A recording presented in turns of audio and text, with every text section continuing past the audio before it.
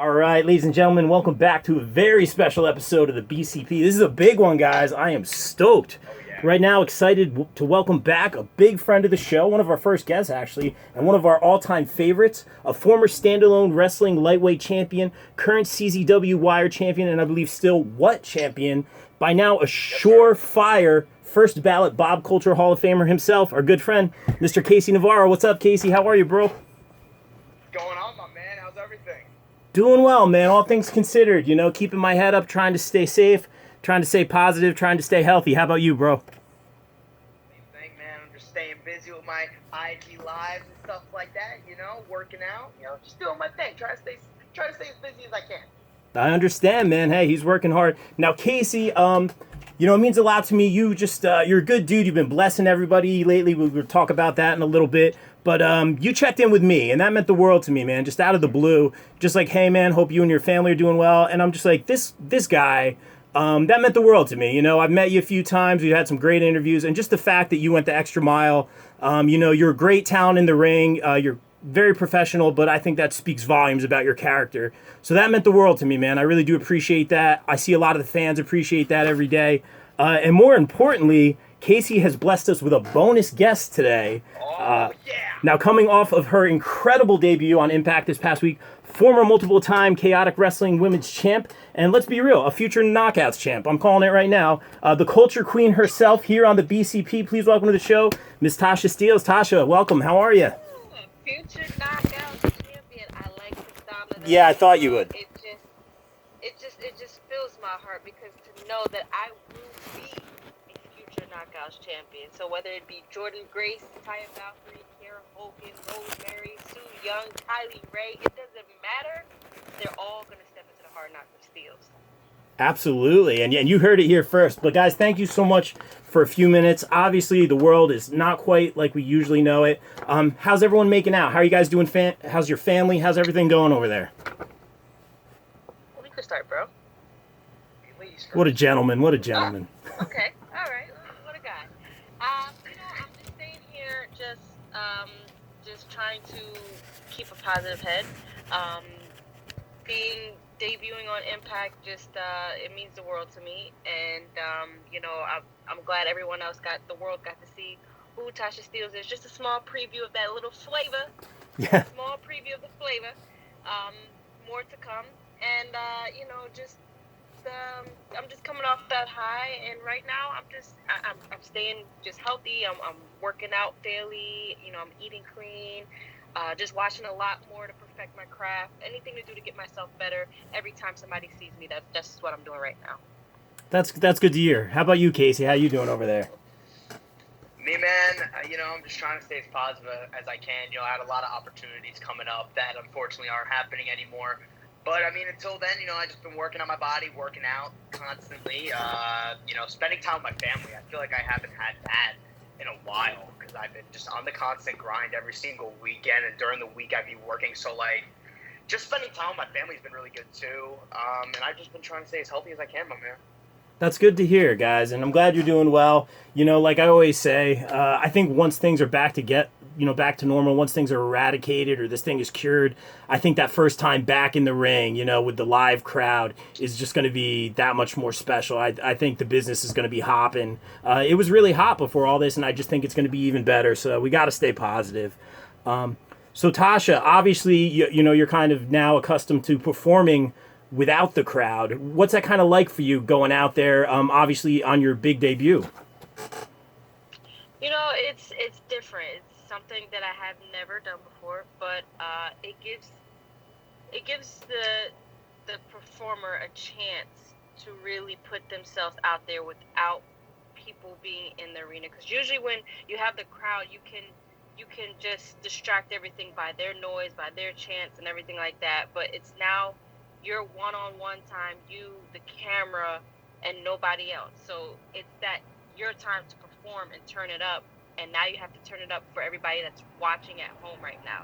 The pro is that you don't have anyone like those trolls trolling you ringside, saying stupid shit, Yeah. And then you gotta, take a moment to stop your match and try and slap the shit out of them or something. Yeah. But that's the pro side, I don't believe there's a con to it. So it's just good for you to for wrestlers to especially work on promos. Like when I was watching WWE when they were doing their empty arena stuff, a lot of people have been turning it up with promos that you haven't seen do promos before. So that's a good thing. That's a really good thing, actually. Like, this is the perfect time to practice on like promos and working on your character while you're doing these empty arena matches, because the fact that it's just you and the other wrestler, the referee, and of course that camera guy.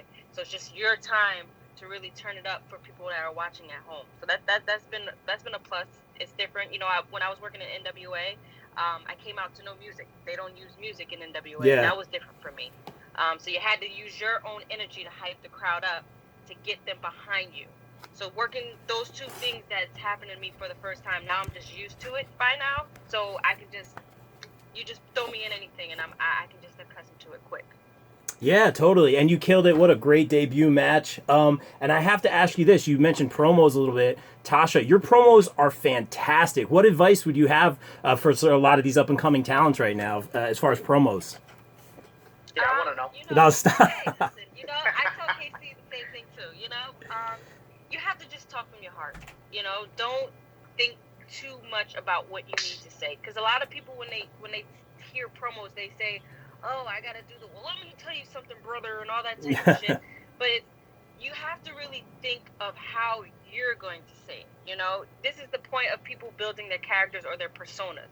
How would you, as a character, say this to somebody? You know, how would I talk to KC about our next match? I'm going to talk out of my persona. I'm like, little brother, I'm going to beat your ass, but you know what? I'm going to have a lot of respect for you at the end of the day. That's just how I'm going to say it, you know? So when you're cutting these promos, it's easy. It's not hard as if everybody think it is. It's just they're pressured because they feel like they have to say something else and they're going to be judged by it. You know, at the end of the day, it's how you feel and how you're going to say things. You have to make it come from the heart. You got to make it as real as possible. And that's what I do. Every single time I'm talking on a promo, I'm making it as real as possible, because you got to believe that this is what I'm going to do to this person, or this is how I'm going to say things to this person. And I got to make you a believer. So that's what I do. Absolutely. Very, very well said. Now, Casey, don't worry. I didn't forget you over there. You know, you brought a guest. You know, we're blessed. Casey, throwing it back to you, man. You know, obviously, we're all kind of sitting at home. You know, I feel like, you know, just like a metaphor, like we got bullets in the chamber. We're ready to go as soon as this thing's over. What are you kind of doing in your downtime? Are you putting in extra time training? I know every time I talk to you, you kind of got your eye on that X Division champion, whoever it may be at the time, man. What are you doing over there? Are you planning? Are you putting in extra work? What's going on? Man, I mean, recently I've been doing these new podcasts. Well, I guess not podcasts, but they're Instagram lives with Tasha. Yep. As you can see, next to be blessed. Love it. Tuesdays and Thursdays at 5 p.m. Gotta plug it real quick. Yeah. Live on my IG at KC Wrestles. Anyway, we've been doing that a lot. I mean, that's been really taking up a lot of my downtime. It's been giving me an opportunity to connect with fans that I didn't even know I had in like different places. Like, I had a couple fans from England, loads in Scotland. I never knew that. I've never even been there. I had fans in Portugal and like all over the U.S. and it's like really cool for somebody like me, because, you know, I'm usually stuck in like the Northeast area. Like, I'm always stuck there. Maybe I'll go back to Miami from time to time, but I usually don't really like go out that much. And that's something that Tasha really wants you to do, and a lot of people want me to do. And that was going to happen before this whole pandemic. Yeah. But, you know, to know that even though I'm stuck in this region over here, and I still have so much love from all over, it's like amazing. And like, even when I bring these people in, and for them to be like, oh my God, Yeah. oh my God, I can't believe I'm talking to you. Like, Yeah, that happened the other day, and like, I sit there and I'm just like, me? Like, really? And like, I'm just like, man, like, I remember like freaking out when I met Roman Reigns and Zack Ryder when I was like younger, and like just like that, and now people are doing it to me. So that's cool, man. I mean, that's one thing I've been doing on my downtime. The other thing is that I'm very blessed, no pun intended, yes, to have my own little home gym. So I've been like working out. I've been contacting my trainer in the gym, who is Steve Gibke, another wrestler who trains me and Tasha in the gym. I've been contacting him. He's been giving me workouts. So I've been really working on growing, because that was always like my setback in wrestling, was that I was, even though I was short, I was never the biggest guy, and being short kind of like made it worse. So like, appearing bigger helps. So I've been really working on building myself up. And then the other thing is I've been watching a lot of Impact Wrestling on Tuesday nights on Access TV and Twitch. Not just because Tasha's on there now. I mean, come on. But, I've been watching a lot of Impact. I've been watching some AEW every Wednesday along with NXT. I've been, flipping back and forth to the channels, which is annoying, but I do it. Watch some SmackDown, Raw. I'm checking out wrestling, all over, see what's going on. I've been even watching some old school New Japan to come up with some new ideas and stuff like that. And that's really what I've been doing. But, yeah, that X Division, I'm still watching. Tasha, now that you're there, you can warn them now. Wink, wink. You can warn them that a blessing may be coming soon. Who knows? Hey, listen, I don't know if they're ready for all that, but hey, they ain't got no choice at this point, right? Yeah. It's coming, man. I don't know where it's going to be, but I say this every time I see you. I don't know what it is, Casey, but you got it, man, and then we appreciate your time, both your guys' time. And I've been asking everyone I've been having on the show lately, a lot of local bands, a lot of, I've had Grammy-nominated artists on the show, and everyone's just kind of honing their craft right now in this kind of quarantine time a lot of us are kind of stuck in. Do you guys, as creatives, to both of you, feel the, obviously you're doing the Blessed, and that is amazing. Like you said, those kids' reaction. I think the one guy was in Portugal. He was freaking out, Casey. That was great. I think one guy was on the toilet. That was kind of weird. But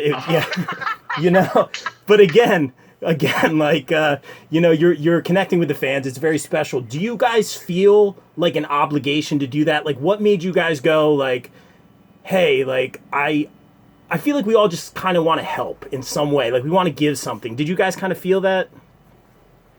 I mean, I do, because I was once in these people's positions, seeing my favorite artist or wrestler, anybody that I was able to see. I would have want them to do the same for me, and they have. So even more so, I was able to meet a lot of my idols lately, and which I'm still starstruck by at this point. But they were able to give me advice. They were able to tell me some things. So I definitely love to give back. I feel like it's a must. These are the people that support you. These are the people that help build you up. You can do but so much with your talent, but it's everyone that's watching at home. It's everyone that's coming to these shows that puts the stamp of approval, on everything that you do. You can't be anywhere, can't do anything without these people supporting you. So 100%, I definitely feel obligated. Yeah, I agree with Tasha there. I, like Tasha said, our idols, our, biggest inspirations have done it for us. Like I said earlier, when I was 12, 13, Zack Ryder was the huge thing for me at the time. I had the headbands, I had the freaking spiky hair wigs. I was pretending to have my own Z True Long Island story as a kid. Zack Ryder was God to me at 12. And I just remember WrestleMania was in New Jersey, and he was doing a free autograph signing, and my mom made sure I took off from school. They got me there. And I freaked out when I met him, and I just remember that moment of him looking at me going, "Wow, you don't miss a beat with everything you have on." I had from head to toe, purple and orange, all the broskies, sick, the glasses, everything, man. And it's just that moment. I remember what it did for me, and it just made me the happiest kid, no matter what I was going through. It was a dream come true for me. The times I met Roman Reigns, a lot of guys in wrestling right now really get at me because I'm a big fan of Roman Reigns, but guys don't remember that I'm only 20 years old and I didn't grow up in 1980. So I can't sit here and be like, "Oh, Hulk Hogan, yeah." I didn't grow up with that. I grew up with the Randy Ortons, the John Cena, Triple H. I mean, I'm lucky enough to say that I grew up with even the ending of The Rock. But it was more of this newer era with Roman Reigns and Seth Rollins. That was really the era that got me, and Roman was a big inspiration for me. And I met him one time in Freehold, New Jersey. I think it was at I Play America. I might have been 15. It might have been right before I started wrestling. And I just remembered him looking at me saying "Go after it, man. You may be small, man, but you can do it." And then a year later, I met him again at a SummerSlam Access. And I just remember it was those words that he said to me that got me into wrestling. I started 2 months after, and then I won my first title. And I remember going up to him, and when I went up to him, I froze. And I don't care if anybody makes fun of me for this, but I cried in front of him. And I told him, I was "Dude, you don't understand. it was because of you. Like, I went after my dream at a young age. It was because of you that I won my first title. Like, thank you. Yeah. And then he sat me down, stopped his whole access thing for 5 minutes just to talk to me one-on-one and give me advice. Wow. And then I met him 2 years after that, backstage at Madison Square Garden, remembered me, and he saw my stuff. So it's like, it was come cool on. that, like, like, yo, like, my inspiration, like, my role model, like, remembered me and, like, gave me advice to make me want to go after everything I do. Like, that was the coolest thing. And to, like, sit here every Tuesday and Thursday, or even if I get bored, I might do it on that extra day. And, like, just to connect with these fans and, like, how excited these kids get when, like, they pop in the live. Like, I always do this thing where it's like, send your angels in. It's like an angel emoji. And if they send it in, I pick them and I bring them in. And it's, like, crazy. Like, I'll start the live, and all you'll see is a bunch of angels just pop up, like, right away. It's like these kids get that excited that they know that, like, they're sitting there waiting to, like, click post. And, like, they'll post it over and over again just to get in. And then that moment that they get in, it's like their smile and their reaction and, like, them saying, like, you're such a big inspiration to me, like, thank you, and, like, all this, like, yeah, it brings me back to when I was in that position and I was looking at Roman Reigns like that. Now I feel like I'm in Roman Reigns' position, and those are kids like me. So it's a really cool feeling. That's awesome, man. You Really, know, I feel like it's go ahead. I'm sorry. I feel like it's okay, KC, for you to have that feeling with Roman, simply for the fact that those people that make fun of you had their moments with people like The Rock and Roll Express, people with, like, Ric Flair, stuff like that. So it's okay. And my thing is that anybody that tries and say some, like, dumb stuff because you had your moment with Roman Reigns and they're like, oh, Roman Reigns, but you know what? Look at Roman Reigns now. You know, he is the top guy that everybody wants to be at this point. So, you know, everybody has their moments with someone, you know, so it doesn't matter to me. I had my moment with Triple H, definitely had a moment with Trish Stratus. I damn near cried. She hugged me, and wow, I almost felt it. So, yeah, so it's just, it's okay. It doesn't matter who the person is. This person inspires people a lot, you know? So, it's all right. Very, very well said, guys. You know, and same brain, Casey. I was literally going to ask you. You know, I know in the past on interviews you had said, you know, Roman spoke to you, and I was going to say, oh, like, what did he say to you? But that's so cool. Like, you kind of touched on it. Like, he pulled you aside, and then as you grew up, he knew who you were.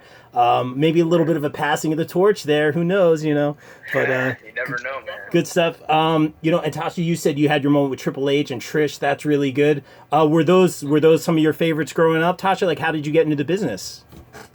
Oh yeah, first person I watched was Triple H.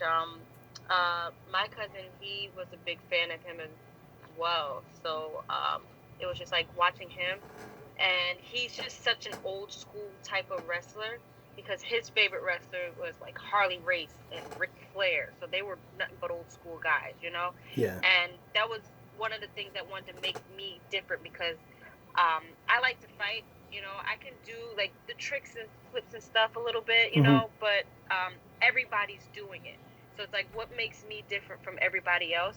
And I like to be just like that stand ground fighter, you know, and that's what my favorite wrestler does. You know, Triple H, he doesn't do any flips. He doesn't do any tricks. He does the same things that he's been doing for over 25 years. So, and he's become very successful because of it. And I idolized him. I just kept watching him and just trying to, you know, copy his style a little bit, mix my little style, find something that, you know, just resembles me. And I was able to do that. And I was backstage, and I finally met Triple H. And, you know, I told him a couple of things, and he was proud of it. And then I saw him a lot when I went down to NXT. And from there, it was just like, after the first meeting of him was like, oh, my gosh, Triple H, holy shit. And after, like, the second time, it was just like, oh, how you doing, Paul? Hey, how you doing, Tasha? It was just like that going down to NXT, and I was just like, oh, fuck, he knows my name. So, yeah, he does. Yeah, he does. It's good. It's a good feeling. It's a good feeling. You know, it's a good feeling. And then when I met Trish actually backstage when WWE had Evolution. You know, the first women's pay-per-view, and I couldn't help myself. I was like, this is like, I think my only time I'm gonna see her. So I have to let her know everything. And, like, it was me and two other girls that were wrestlers, and we were all standing in a circle. And, you know, she was talking to us after she had her match, and we were saying how great she was, and she didn't miss a beat. She hugged us all, and, you know, I threw little stuff at her saying how she inspired me and stuff like Aw. that. And she was just like, she felt so good hearing that.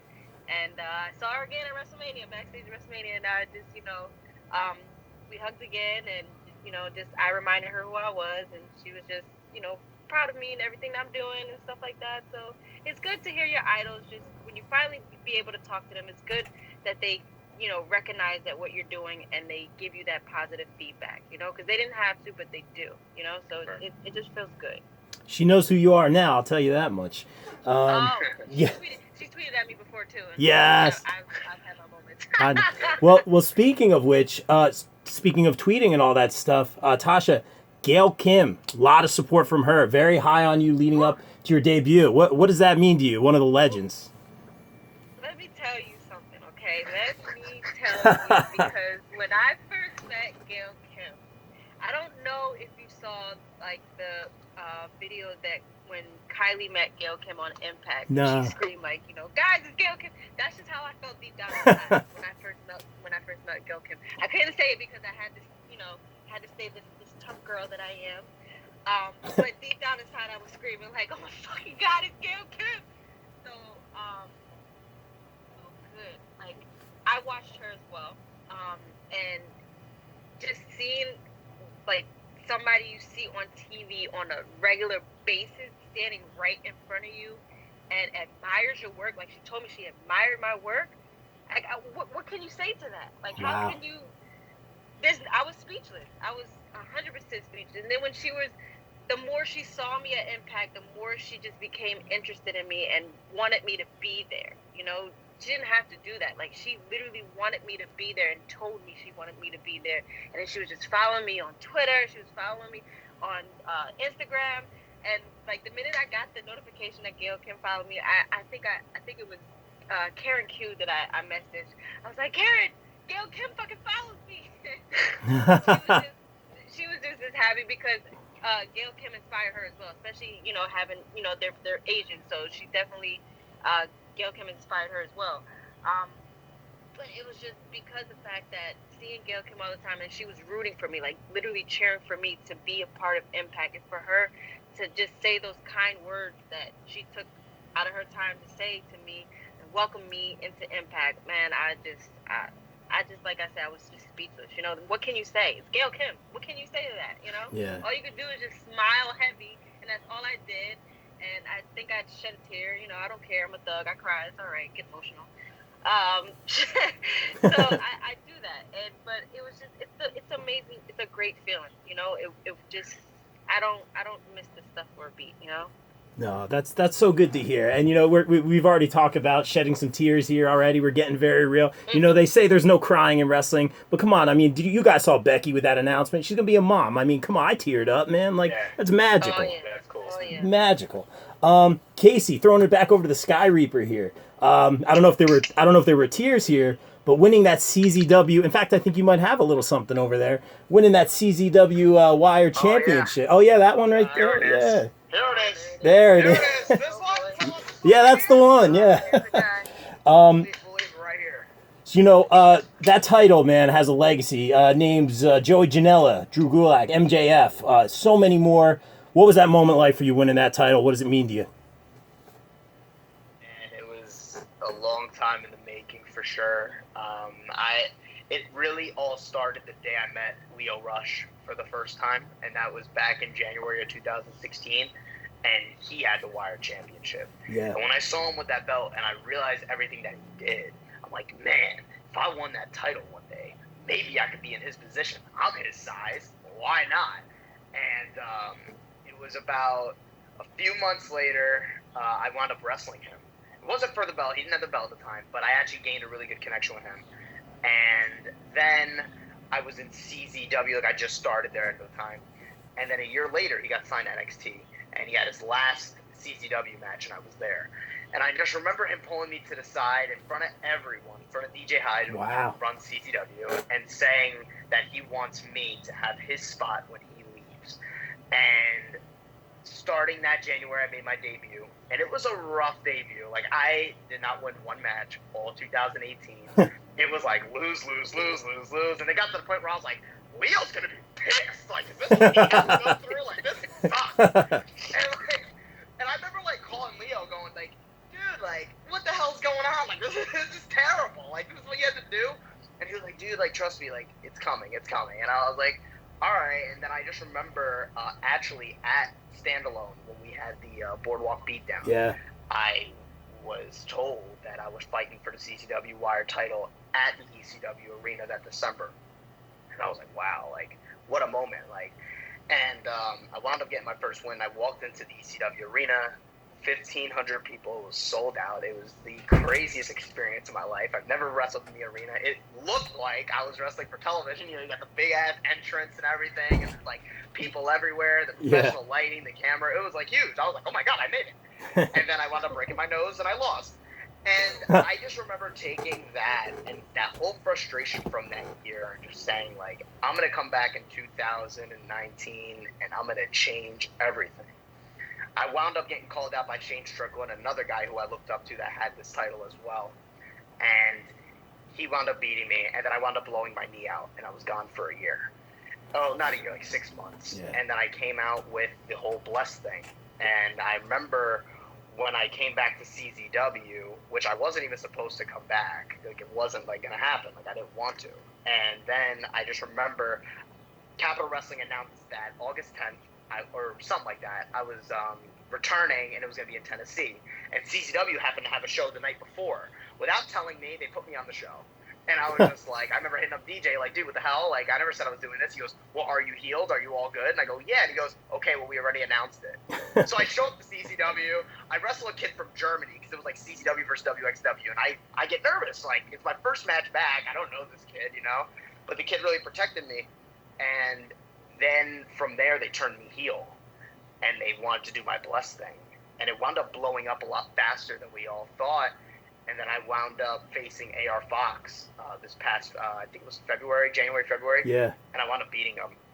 I just remember the moment when I beat him, like, you kind of, like, see it on my face. Like, even though I was a heel, like, it was so hard to hold in that emotion because it was like, damn, like, 2 years. I had to go through so much BS to get this. And, like, I worked so hard to make Shane and Leo proud. And I just remember, like, winning and, like, grabbing the belt and looking at it. You know, I did, like, my whole Bless thing. I flipped everybody off. And then as soon as I went to the back, like, I was okay until, like, I sat down and I just took the belt like this and I just looked at it.